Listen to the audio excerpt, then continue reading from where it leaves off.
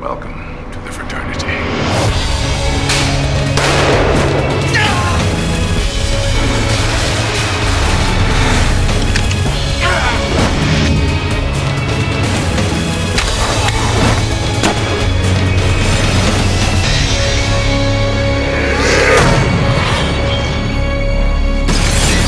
The organization is ancient. It's a guild of assassins. They have particular talents that go far beyond the ordinary, which leads us to Wesley. Wesley's father was one of us. So we know that if we need to replace one, we have to go through their bloodline. Wanted is about a young guy who is kind of drifting through life. He's got no respect from anybody in his life. He accepts the world the way it is and the way he's told it is. And he is told that he is nothing. He is plucked from that world, literally plucked in an instant, and told that not only is he not a loser, but to the contrary, he's the son of one of the greatest assassins who ever lived. And it is the belief of the fraternity that he possesses, both genetically and innately, the same skill set that his father, this great assassin, possessed. If they have the bloodline, they can be made competent, but in his case, it took a little doing. Shoot the wings off the flies. I really think you had me mixed up with somebody else. On three.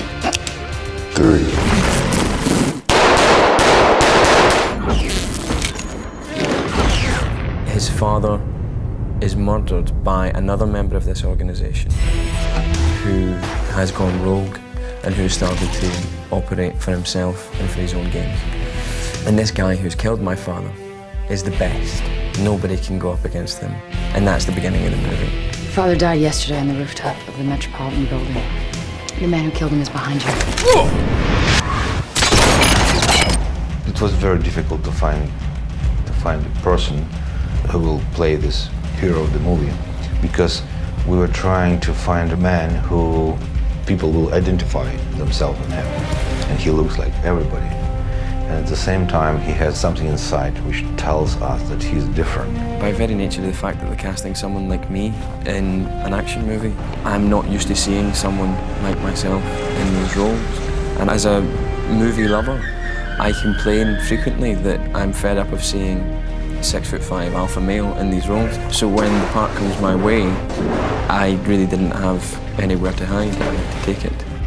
So many people will be able to relate to him and actually feel like, well, if that was me, and I was working in my little cubicle and my life sucked and I didn't have excitement and I didn't have skills or I didn't know what I was worth, could this realistically be my fantasy of what could happen to my life? So James really represents the everyman, and I think that is very cool to see. I think the casting's inspired. That's the thing that really excited me about it, because they were unusual choices. Like James in particular captures that everyman thing, but he's got that look of madness in his eyes as well, which is just perfect. He has a very unique sense of humor, and he's very ironic, and he's very skeptical. And if he believes, then audience will believe in it. Because it was very important for the story to create the arc of the character. He has to start as an ordinary, weak person and to finish as a Superman. It's a big challenge, big change in the character. Quite a difficult change as well. It's something to see him go from being like just the average, everyday guy to really becoming one of the greatest assassins ever. He's incredible. James is a really gutsy actor, and to take it from the nebbish kind of office worker that he is at the start of this movie into the killing machine he is by the third act. You know, I don't know anyone else that could have pulled that off as well. The part that James is playing is the kind of part that I always wanted when I was in my 20s. There's a wonderful trajectory for a young actor to start and be absolutely convincing as one thing, and then to metamorphose into something that's equally convincing but rather brilliant. I'm jealous. I like these actors who just go from 0 to 100, you know. It's like he snaps like from one state to the other and effortless. And when you watch him, there is no wrong take. It's not been the most demanding movie I've worked on, but it's been the most physically demanding. I suppose starting at the top, I had to jump through a window that didn't exist.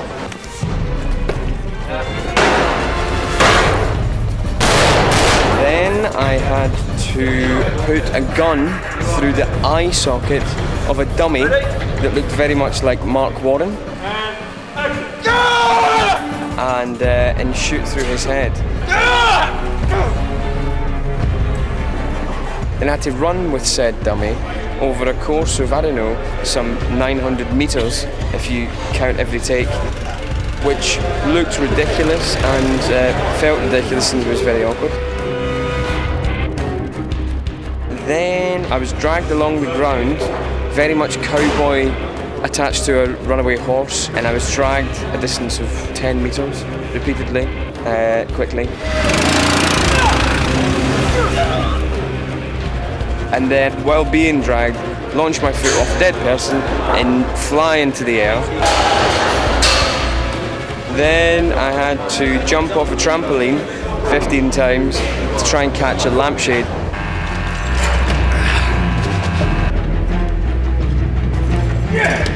Until we realised that it was better if I just jumped off a box of wood. One take we did at the box of wood, and that's what's going to be in the film. I think that was better. I think that's everything. I got to do that thing that male actors all kind of secretly go, God, it'd be great to do a job where you get to train and all that. Otherwise, fitness-wise, I would never find myself in a gym. I would rather eat dog poo than find myself in a gym. It's all yours. So we teach him to get used to pain and to learn how to be prepared. There are two limiters to human performance. One is lack of preparation, and the other is fear of pain. So they kick 7 kernels of crap out of me every day.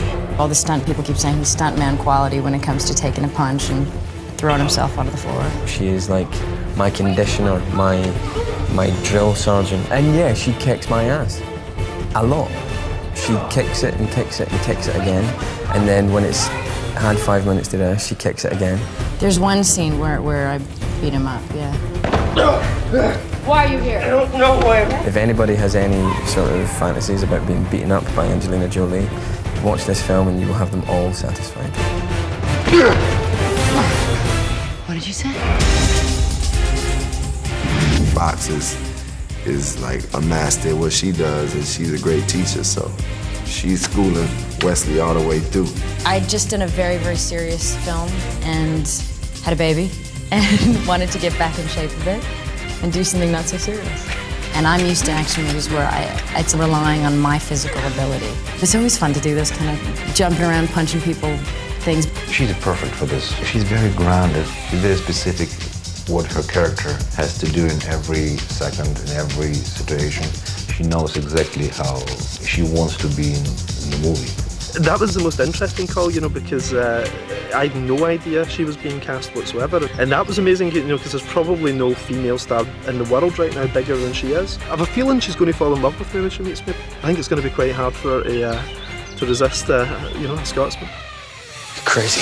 For the character of Fox, I think all of us had in our minds Angelina Jolie. I think there are few women actresses who have the physical strength and skill to believe that she can be one of the great assassins that exists in our world, and at the same time has the emotional strength, the no-nonsense attitude, the commitment that this particular character has to a particular code that's unwavering and is utter and complete. The reason I liked my character is she believes in this code. Kill one, save 1,000. She's probably the fraternity's most stern advocate of the code of the fraternity. She follows it probably more strictly than anybody else because she has seen firsthand how it has affected her life and how it can screw the world up if you don't follow the code. She was a regular person going to law school and lost her family and was brought into the group and is an assassin. She's like my right hand. She is the training overseer. Wesley is the only one who can get to him. Get back to work. The fraternity is run by an actor called Morgan Freeman. Ladies and gentlemen, Morgan Freeman. I'm sure they're going to show you some pictures now.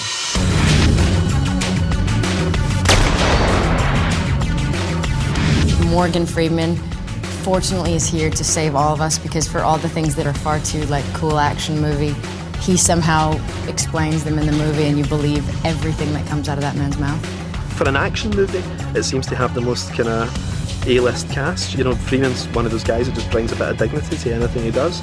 I found that he's very good because he's very grounded, and at the same time he's very noble, and this combination works perfectly. Sloan is another one of those with that peculiar ability, and he is a bit beyond the ordinary because he's like the chosen one. He's the leader. Find a connection with humans. Maybe the only way of finding out who you are. We needed a character who was both a father figure, who had a paternal instinct, but could also articulate the mythology of the piece. So having him lead you through the world that is the fraternity felt like one of those perfect marriages of actor to role. Sloan has over many years maintained this alpha position because his mental acuity is so well developed. He needs Wesley, so he becomes almost a father figure to explain to him why he has to go through what he has to go through in order to become who he must become. It is your long-awaited destiny to join us.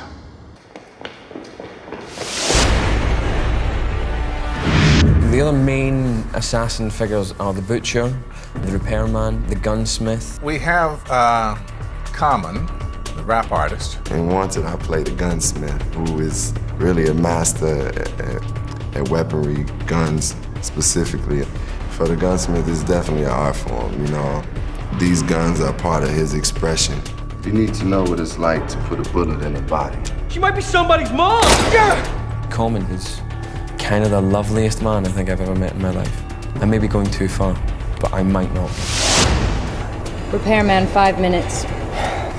I am playing the repairman, who basically has the role of training Wesley into dealing with pain. What do you repair?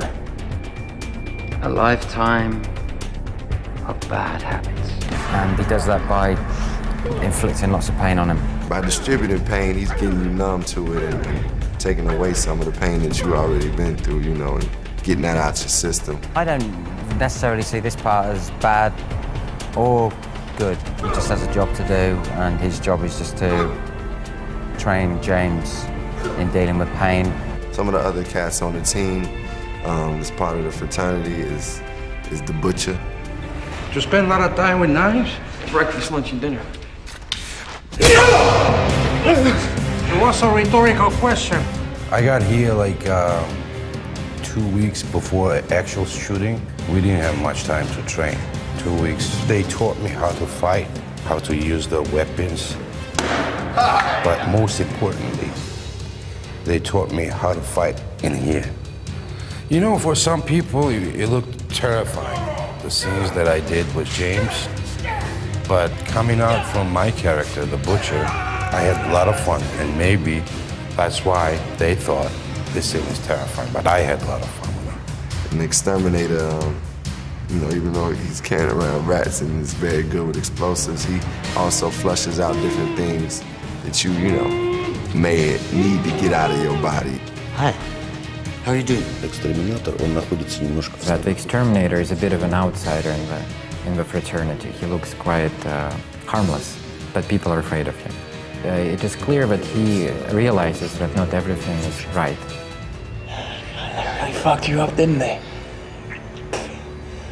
What the hell did they do to you? Guild works through Sloan, but Sloan gets his orders from the Loom of Fate.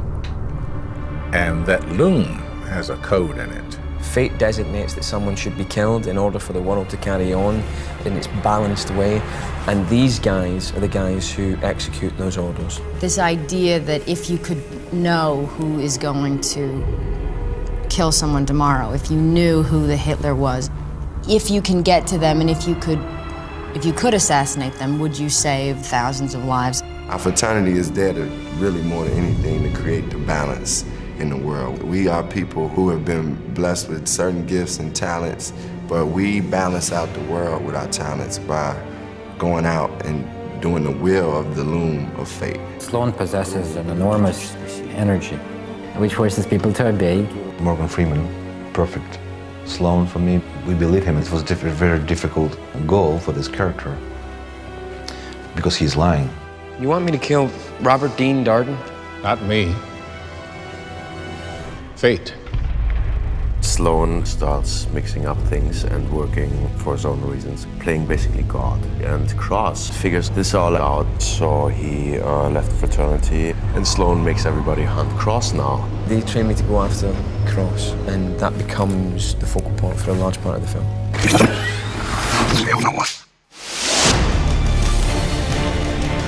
Playing Cross, he's supposed to be the best assassin ever lived.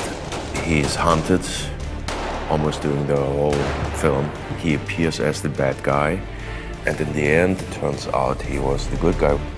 You're my son. For Cross, in our case, it's pretty simple. He tries to keep his son from harm. That means getting his son out of their hands. It's a very new thing for me, a new experience. I never did action films, really. It's fun. It's all about appearing cool, being precise, being confident. It's just an interesting character. I always love to work as an actor with as less dialogue as possible. I think everything I can show without explaining. And so in this film, I don't talk at all. It's great. But it's also very stylish, and it's something I've never done. You can have a different life, Wesley. Like your father wanted for you. I was always interested in doing sort of a film version of comics as well. Well, you know, the thing is, I think he's kind of a bit of an enigma. You're introduced to him and he's one thing, and then the plot is very sort of convoluted, and when he resurfaces, he's a completely different character. He is responsible for manufacturing a very unusual cartridge that's a kind of porcelain bullet, in fact, and he is very familiar with and has access to this magical loom that foretells people's destinies. It makes you think like about fate, or, you know, what's your hand in fate and what it is about connecting with where you come from. I believe that people are born with certain abilities and certain thoughts to be or do something, and are naturally kind of drawn to something. I suppose you could call that fate. And in a way, I find it interesting because what Wesley is running away from in the world is, you know, it's an action movie, but he's running away from something that I think we can all identify with, being told what to do. It essentially is about finding yourself and really connecting with who you are. We're here to enlighten him about who he is so that he can reach his best potential and be great, be what he was created to be. We've gone and gotten a fantastic group of actors who have tremendous skill and craft, and put them in what might otherwise be just a simple genre movie, and I think all with the idea of sort of bending the genre. It was amazing the gravitas that suddenly had when it was Angelina James and Morgan Freeman delivering those lines. I feel as if you're seeing something pretty special. All the artists that come from different places and different walks of life and different regions, it's a great experience, and it gave the piece of work a broadness. Of course, it is very exciting to be a part of this team, to work with these kinds of actors and these producers. I'm still like calling home like, man, I'm in a movie with Morgan Freeman, Angelina Jolie, James McAvoy. Actually, it feels quite weighty and as if there's real characters and real issues being developed in amongst the most fantastic action set pieces. James is very funny, so hopefully it's not the we take ourselves too seriously action movie. It's kind of, it's fun.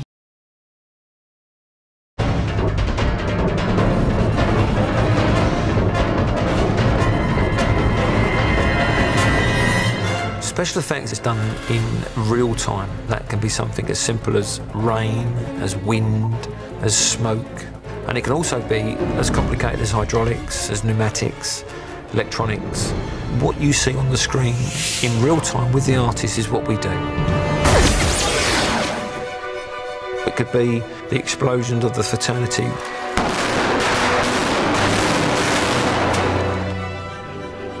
It can be the rollover of a car. And the train sequence, we're heavily involved. Once you get a script like this, within the first couple of pages you realise it's a special effects film. And for all special effects guys, we want to do physical, practical effects. And action! And I think you get more scope by doing it practically. It's there, it's on film, it's on camera, and you've got it. Even if it may be something quite simple, but it's all part of making all the cogs work within the making of a film. Timur possesses a unique gift in his ability to visually create worlds in a manner that we haven't seen before, and developed his own process of special effects and redefining how effects are used in the filmmaking process, basically blurring the distinction between production and post-production, since his effects are done in the course of production, and is able to create in a very real, grounded way effects and worlds that you haven't seen before. Hey, I think that's my old train. Still is. Within the sequence of the L train in Chicago, we need to show Wes and Fox in part of their training. Part of the training is that Fox is super cool. She knows exactly what's going to happen. But Wes is learning his train. So the idea is to give obstacles that Fox goes under, which is a bridge that we drive up to within the L train. And she very coolly kind of lays back and just goes underneath it. There was a problem because the train is too big to move, and we decided that we will move not train, we'll move the bridge.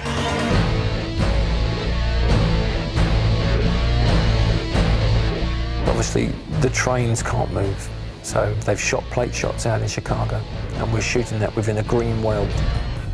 What we need to do is we need to do two elements. One, we need to give movement to the top of the train. And secondly, we need to give the impression that the train is moving. So we designed a set piece that actually travels over the top of the train to give the impression that the train is moving, but in fact it's stationary.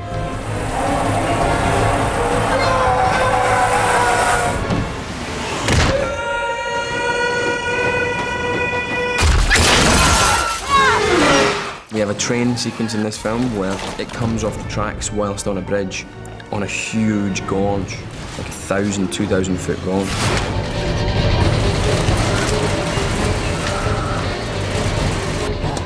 We had a huge gimbling machine to revolve the huge train carriage, and we built it in Prague. It was maybe 100 feet. It was a huge machine, big. And the train starts to fall. So the next thing that I've got to do today actually is be inside that train while it's turning 360 degrees. And it's going to spin it, and make it do that. And I'm going to be inside it and try and get from one end of it to the other with 20 people inside falling around. This is probably the largest set piece that we've rotated and tilted at the same time.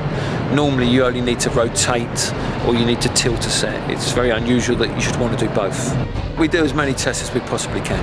What we've done today is we've shown that we can rotate this rig and we've got control of it, which is very important because what we don't want to do is we don't want to get the rig to be out of control of us.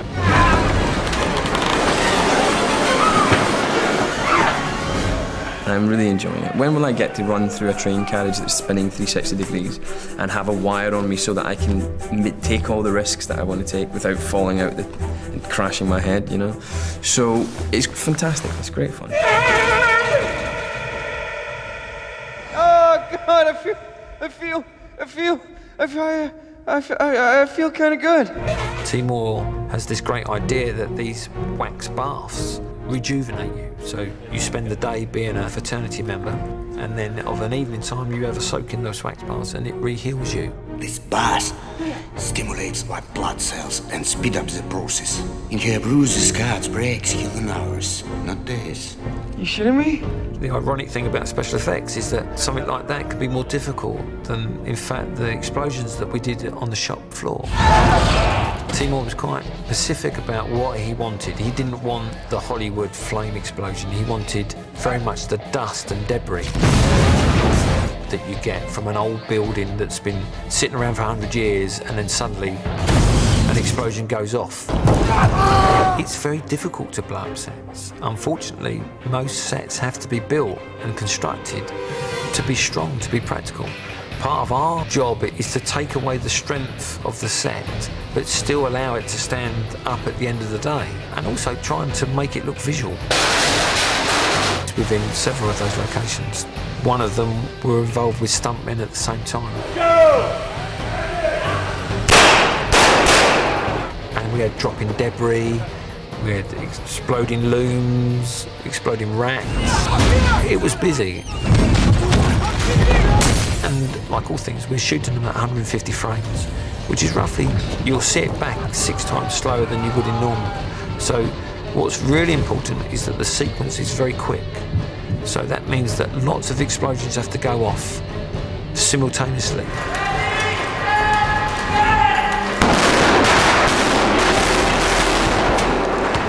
If we take too long to do it, our physical time on the screen, we only see 1 explosion, whereas we want to see 20 explosions.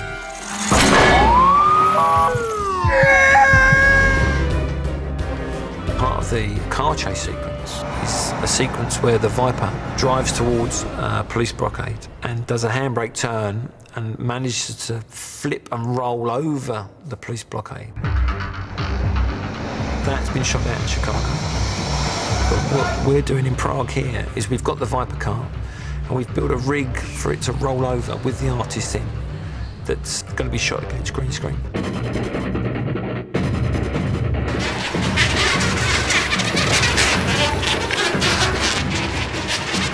I feel is going to be one of those moments within the film that's going to be really memorable, because what's great is that we have our 2 main actors involved and we have the police officer, and we'll be able to see all 3 of them all in the same time interacting with one another as the real full-size car rolls over a police car and over the actor. The more that you can do in real time, the better for everybody. My thoughts on Wanted, I think it's going to be very interesting. Visually, it's going to be unique. I think that there's going to be some great sequences that haven't been done before. I think Timur's dream is that we get a chance to do sequences and things that haven't been done before and manipulate them so that they come across really well.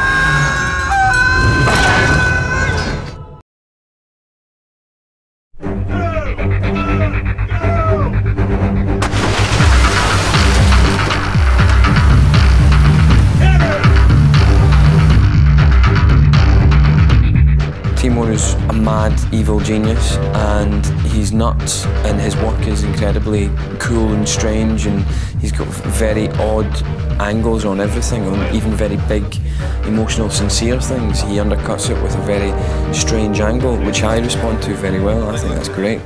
This, stack, then pull back, inside the gate and they are firing, up, little bit back. He wants me to reverse that. Let's go. Yeah. It's very exciting. He's studied art for 6 years, and he's a very deep-thinking, focused guy. So it's cool to see him in the middle of a big Hollywood movie because he's bringing to it something that's unusual. Good! It took me 2 weeks to be able to say Timur Bekmambetov. And then I stopped calling him Timur at all, and I called him Becky. Day number 32. Welcome to 62. His approach to filmmaking is completely out of the ordinary.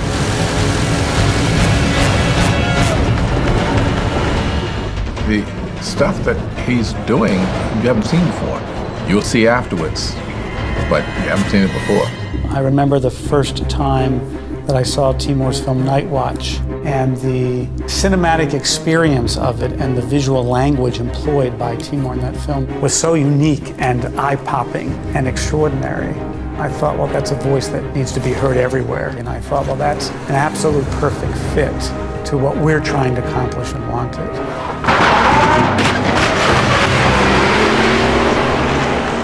We can start from there and follow him. Till the elevator? I just think that I'm doing what I'm doing. I'm not thinking about why I'm different. Everybody's different, and just I have to make something interesting for myself and for audience. I imagine, and it will be different. And for me, to make this movie means to communicate with a new audience and to be interesting storyteller for them. It has to be like this. You can stay here, and he will continue to push it. yeah. It's good. Okay. And action.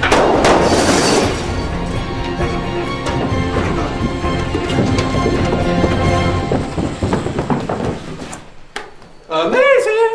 There's some of the stuff he's doing. It's such a creative place, what's going on when you film it. It's like he allows you to come with ideas, and he comes with ideas, and he dialogues. You know, the funny part was for me was his English wasn't like as clear, so I could understand everything. So we would just communicate, and I started to just understand him at a certain point. But he is a really talented director, and I'm really grateful to be here, like seeing his process too, and seeing that he's letting us, you know, just go for ours and create at that place. So he wants everything to be good. Let's move them over there from the beginning, looking that direction.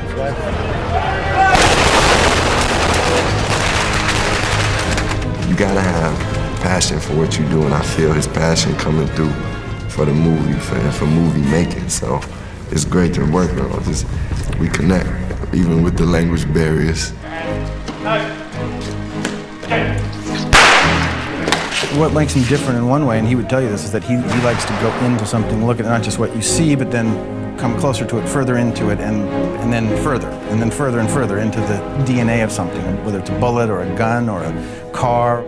He likes to go below the surface. He approaches everything from a very darkened and ironic angle. He really does think differently to most filmmakers. Sometimes I'm quite shocked at what he asks me to do, but generally it is for the good, I think, and actually elevates the material. See this? See that particular piece there? It's rat feces. No, I don't have any more rat feces on me. Oh yeah, that's rat feces. That's what happens when rats eat food and they digest it. And what they don't use is left behind. It comes out of their behind, it comes out of their anus, and it ends up in actors' hands. What makes Timur a little different, you know, growing up in a different part of the world, having different experiences, you know, looking at what we are looking at in a different way, seeing different things, you know, if you live in the city, and you grew up there, you look at the city different as somebody who just walks in. I think Timur was a stroke of genius getting him involved. If it had been a more mainstream director, you know, possibly even an American director, it wouldn't have carried over that same attitude, you know. Timur comes from a place that's even colder than Scotland. He comes from Kazakhstan. British writers generally do stuff that's a little bit more hard-edged than the American comic book writers. And I think the Russians, maybe because they're in a slightly colder and more bitter place than even here, have got an edge that even we don't have. So he just brought his own punky kind of attitude to it that I wasn't expecting at all. And if anything, I think he even amped up the violence. It's even nastier than the book in a lot of places. 3, 2, 1, go! And Timur seemed gleeful about it. He seems to revel in this kind of thing. So he and I, we got on very well. The minute we met, we instantly liked each other. He had no idea what I was saying, probably, and I had no idea really what he was saying, but for some, we seemed to kind of smile at each other a lot and slap each other on the back. I'm trying to do what I like, and of course surrounded with new people, like the crew and actors and producers. It's people from another world, and I'm trying to listen to understand how people react. It's just like in theater. You're on a stage and there's a huge audience, and it's all the vibrations helps you to move forward. One of the great things that Timur brings to all of his work is a very strong comedic sense. 42J, take 5.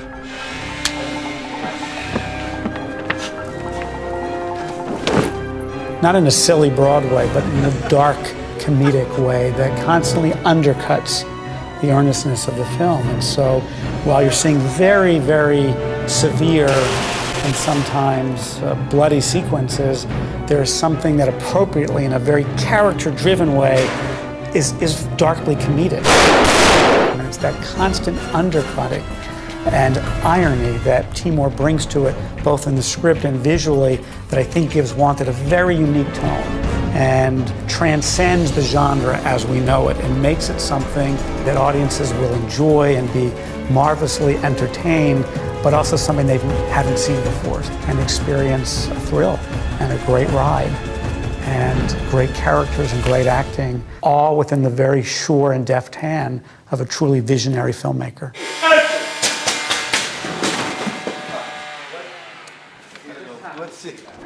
I think the life is dark, but humor is humor. Just it's humor in dark context, the dark environment. But the humor is the only way to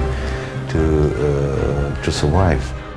And during this very tough movie with a lot of violence and action and scary stuff, the humor helps audience, characters, and audience to survive. I love audience. I want to give them something exciting for 2 hours because life is not so easy and happy. And for 2 hours they have to enjoy something very rich and enthusiastic and energetic and funny.